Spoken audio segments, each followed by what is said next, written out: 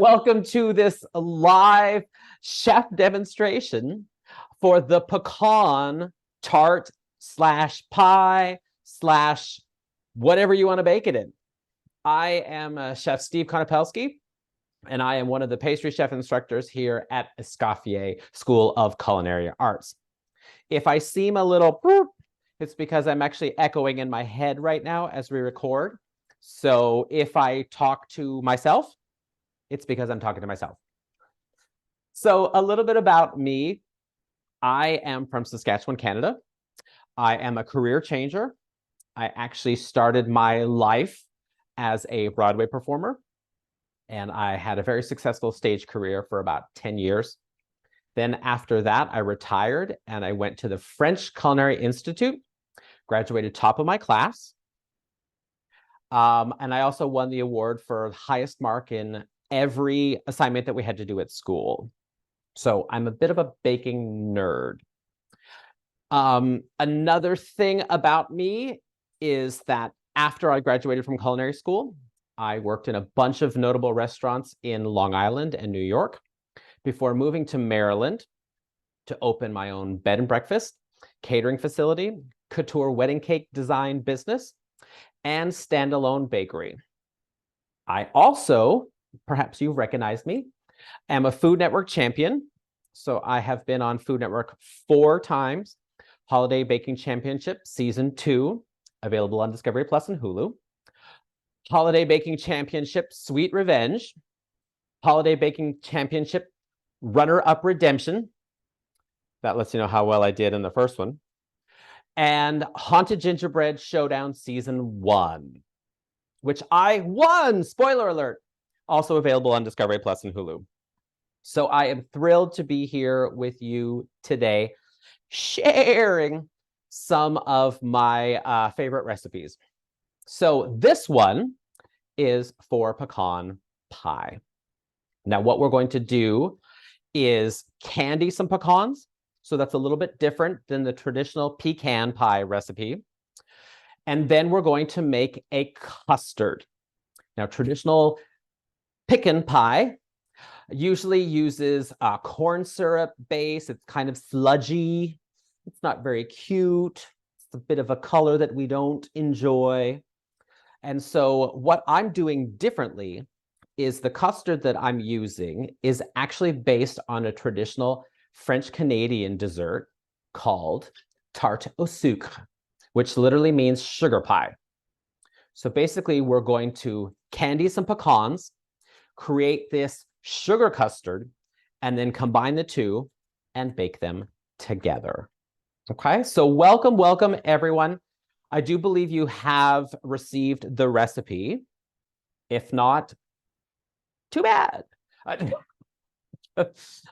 I know we're going to put it in the chat as well. So there you are. I'm going to actually just do this and take my earbuds out so I don't hear myself anymore. That does mean if there are any questions that we want to ask Randy or Harris or whoever is kind of manning the chat, you might just kind of need to give me a little wave so that I'll be able to kind of read those. Okay, so we'll do that. The recipe actually says the way to candy the nuts is to do it in the oven, which is totally fine. But I want to give you an extra special little trick. So we're actually going to candy them on the stovetop. I've got a nonstick skillet, and that's really, really important. And what we're going to do is just kind of toast the nuts for a little bit. I've got around 4 ounces of, which way haven't I said this yet?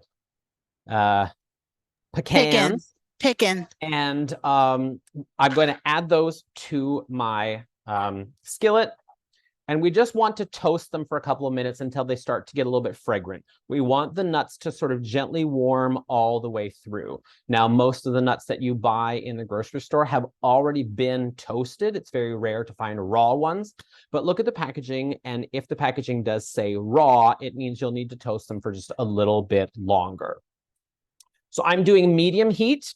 And you just kind of want to keep them moving a little bit, because if you just let them sit, then they can burn. And there is nothing worse than burnt nuts. I'm just going to kind of open up my chat here as well so I can see in case there are any questions. These are sort of roughly chopped. You can use whole pecans if you want to. You could also kind of cut them up a lot finer. That's really just going to be your preference on mouthfeel. If you want to have, you know, a really big bite of a pecan, or if you like your pecans a little smaller.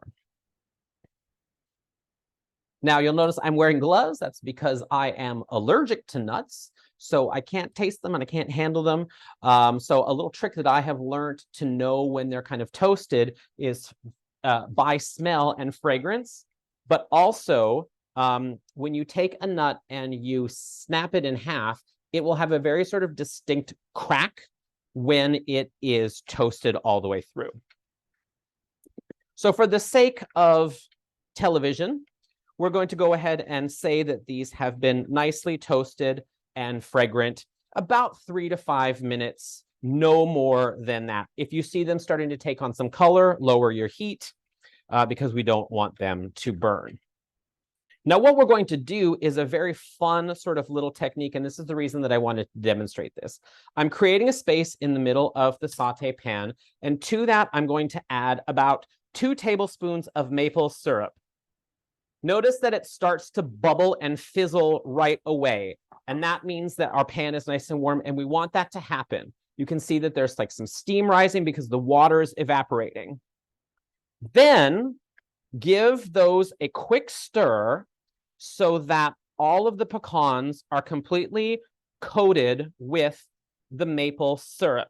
And you want to keep the heat going until you can see that most of the liquid has kind of fizzled off of the pan. Okay, you can see that there's still a tiny little bit there. So just keep stirring with your heat on, and you have to stir constantly. Then once most of the liquid has been cooked away, this is really about, 35, 40 seconds to a minute, you're going to shut off the heat or cut it off, depending where you're from. And you will keep tossing these vigorously until they have started to crystallize. Now, what's happening here, when we were cooking the maple syrup and cooking out some of that water, is we were starting to cook the sugar.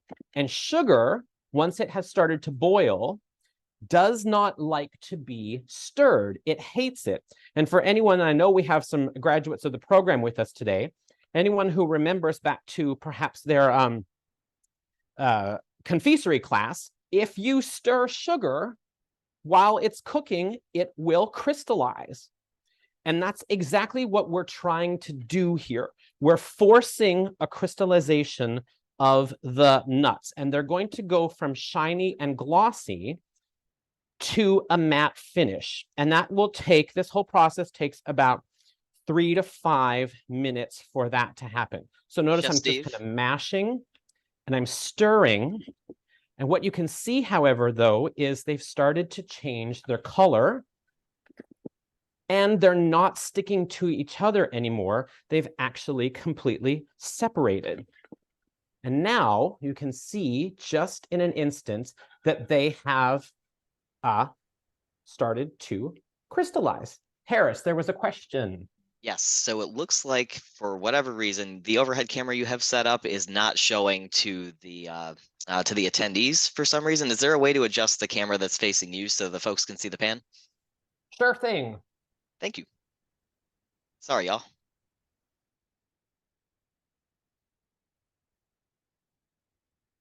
So what we can see is these have completely crystallized now, okay? So that means that that was a situation of it not being pinned. So now we'll just kind of stay overhead for a while. So to see what we did after we've done it, I heated the nuts in the pan, and then I poured the maple syrup in there. The maple syrup started to bubble. I cooked it away, cut off the heat, and kept stirring constantly. And the nuts have now changed. So we have this sort of wonderful candied kind of process. Okay. So this is a very cool little technique. If you just wanted to make like candied nuts at home, bar nuts, any type of things, you can use this same technique. It works with peanuts, it works with almonds. You can do like a whole kind of mixed nuts. You can add spices and stuff to this as you're cooking with the maple syrup. And then, now you've got a snack. So you're kind of getting a couple recipes in one, okay? So that is how we candy our peanuts, or our pecans rather. Now it's time to make the filling. So our filling is essentially 4 ingredients. We have got heavy cream, which I have in this pot. We have brown sugar, we have eggs, and we have some flour. And a little pinch of salt. So I have all of those things sort of set off to the side. What we're going to do, let's see, maybe we'll try something else like this. We'll go back to me because everybody wants to see my face. And we'll just kind of do this tilty downy situation. So in my bowl, I have brown sugar. To that, I'm going to add my flour. And I'm going to actually add a pinch of salt because we always want to have some salt when it comes to sweet things. And I'm actually just going to kind of mix this together by hand. You can whisk it if you want to, because we want to have the flour and sugar completely incorporated. The salt that I put in here is smoked salt, and that's just going to have a fun little depth of flavor, and it will provide a little bit of obviously smokiness, which will pair really nicely with the maple pecan, the maple candied pecans that we just did. So we have this brown sugar and flour mixture, okay? So the flour provides a little bit of thickener. And to that, we're going to add some heavy cream. Now, we have to scald our heavy cream, which I've already done. That's why you can see that it has like this little bit of a skin on the top of it, okay? So you want your cream to be somewhat warm. It's really important that you go ahead and scald your cream first, because what happens with cream, all of the fat, when you warm it up, it actually sort of denatures some of the fats in the heavy cream, and it causes it to be sort of naturally thicker. So this is going to help be a thickening agent for our custard as well. And lastly, we won't have a custard if we don't have eggs. So I've got 2 eggs and 2 yolks. Now, as we know, you can't just dump warm cream and eggs together because we're going to what? I'm going to want to type it in the chat.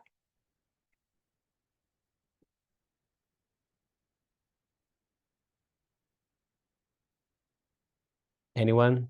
Anyone? Anyone at all? What'll happen if I mix warm cream with cold eggs? Someone said temper. We have scramble. Scramble. Yes, exactly. That's exactly what's going to happen. We're going to cook the eggs, and we don't want to do that. So I'm going to kind of do a little halvesy, halvesy, halvesy.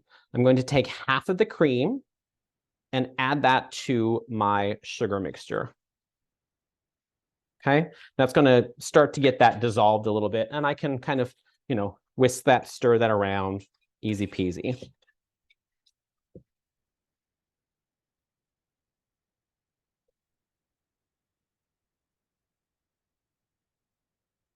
Then, with my trusty immersion blender, I am going to add all of my eggs to this mixture and just blend away.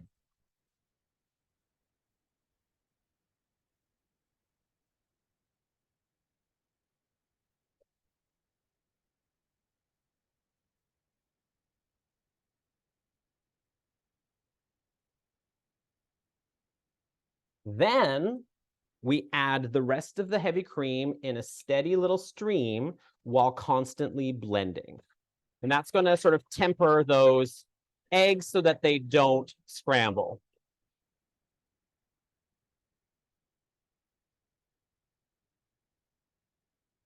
Now, Chef, you could do all of this with a whisk too, but this ensures that everything is really, really well incorporated. That all those eggs are broken up really, really nicely.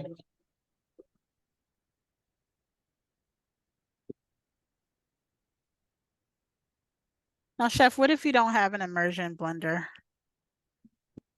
Beautiful. So that took what? Like no time at all, right? Okay. So there's a question about the consistency that I see in the chat. Is that the one you were going to read to me, Harris? Yep, that. And there was a question about what you could use if you don't have an immersion blender. All right. If you don't have an immersion blender, you can use this. It's the best tool that God gave you, and just keep stirring like crazy. Our consistency is going to kind of be, as you can probably see here, relatively liquidy. Okay, we'll give you a little sort of downward view of that. See, notice how it kind of sloshes around quite quickly. If you've ever made like a creme brulee or something like that, that consistency is going to be around the same. Now, here's a sort of really fun thing with this custard is you don't have to bake it right away. You can put it in the refrigerator, cover it up nice and tight, and you can put it in the refrigerator and it will store for up to 3 days. So you could make the custard on one day and then you could bake your pie another day. You also don't have to add any nuts to this. So as I said at the beginning, this is a riff on tarte au sucre, which is a French-Canadian sugar pie. So if you bake the custard just like this in a blind baked pie shell, it's delicious. It's super sweet, it's super rich, and it's got enough sugar to take down a rhino, but you'll love it. So you basically can have, you know, with nuts or without nuts. I see another question. The eggs make it more liquidy, correct. The eggs and the heavy cream are the things that provide the liquid consistency to this. It doesn't really matter how much you whisk it. It's not going to get thinner, but because of just the way eggs are, if you don't whisk it very well, you might not break up and fully incorporate the eggs. So then you could end up with little sort of stringy bits in your pie. So just if you're doing this by hand, just whisk a lot longer than you think that you might need. And in fact, it would be a good idea to mix your eggs separately by themselves first, so they're already sort of well scrambled and blended before you actually start to kind of mix the whole custard together. Excellent question. So now it's time to assemble our pie.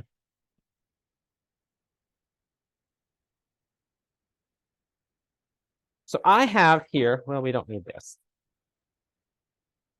I have a blind baked pie shell, and this is important. This is very important for custard pies in general, okay?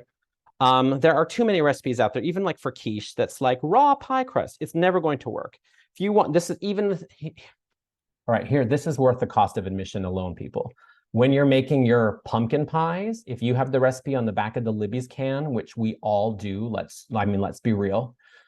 You notice how it says to use a raw pie crust, and you start at like 400 and something, like the temperature of the sun. And then you slowly reduce the heat. And you always have that slit, right, down the middle of our pumpkin pie by the time it's all said and done. And it's black in some places and kind of bubbly. This is because it's a custard, and the custards don't like high heat. So if you want your pumpkin pies to be successful, blind bake your pie shell first, and then make your pumpkin pie filling off at the back of the Libby's can and bake it at 325 degrees. And I promise you, your pumpkin pies will be a moz, okay? So that's kind of the same thing that's going on here. I have a blind baked shell first, okay? It is not super dark. I took it just to the point where it's set up. You can then always, you know, check for the holes and things like that. If there's any holes, you can plug them with a little bit of raw pie dough, and then we'll start to assemble our pie. I see in the chat, if we want to make a bigger pecan tart, just double the ingredients. Correct. The recipe that has been written is actually enough for one 9-inch pecan pie, and you'll probably have a little bit extra. Can you make your own pie crust, or do you use pre-made? Hey, it's your house. You do what you want to do. You do you, okay? This works with pre-made pie dough. This works with, scratch-made pie dough. This also works with like a graham cracker crust in case you're like, in a pinch or whatever. That will also totally work.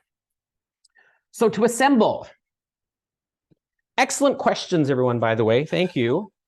I'm going to add about half of the pecans so that they're kind of towards the bottom. Now, these will sort of naturally float a little bit as we fill them with custard anyway, but it is what it is. Then just simply pour your custard over the top. If you've made it like the day before and it's been sitting in the refrigerator for a little while, just give it a good, a quick little stir to kind of like wake it back up again. And then pour in enough until, right, you have what you need. And then we take our remaining nuts and we just kind of sprinkle them across the top, okay? If you kind of chop them up finer, they probably will all sort of rise to the top. If you have like completely full-sized pecan pieces, then they often will sort of sink to the bottom. So you have all that sort of nutty goodness in there. And now you just need to carefully walk it over to the oven, okay? The recipe that you have says to bake at 350. You can also bake this at 325. And I would highly suggest baking this at 325 instead, because it's a custard. Custards like to bake low and slow. It might take a little bit longer, but then you won't have to worry about like it cracking or any of that stuff. So I'm just sort of gently taking this over to the oven. Boop.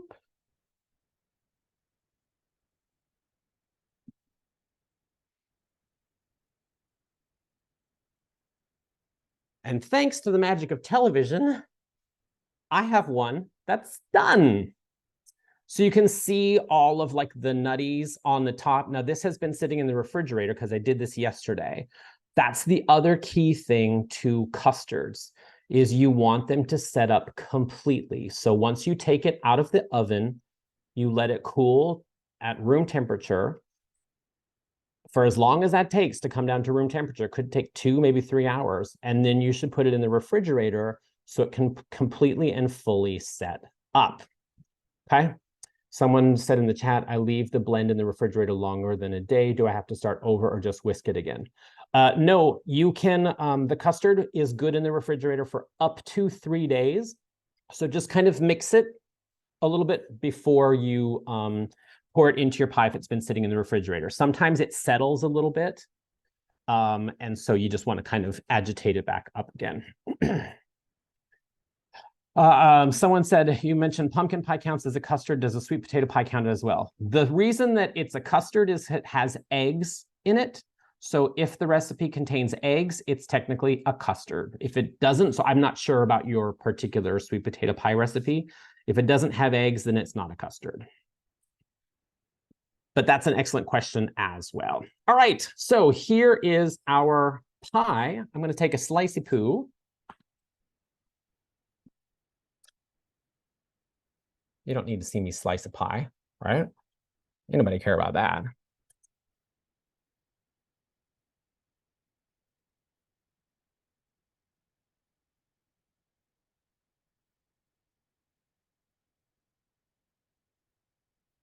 Okay, so we can see, right? I'm gonna just hang on one second. I'm gonna do this. All right, so you can see that beautiful, thick, sort of tan, custardy color. You can see all of the beautiful nuts on top. And then look at how nicely that sort of pie crust is standing up on its, right there. That's because I blind baked it. If you don't blind bake your pie shells, they're going to be soggy and squishy and yucky, but this is really, really nice. It's a little bit crunchy, so you have the butteriness from the pie shell. You're going to have this richness from the brown sugar custard, and then all those beautiful maple candied pecans. Gorgeous. I can't eat this because I'll die. But there you have Chef Steve's Food Network winning pecan pie recipe. Now, of course, as we've said a little bit earlier, any type of crust that you have that you want to use works great. Not only does this work well with pie dough, but for those of you that are familiar with like pâte sucrée or pâte brisée, those are also wonderful crusts for this recipe. As I said earlier, you could also use a pre-made graham cracker crust if you wanted to. Let's say you're kind of running out of time, and that would be beautiful as well.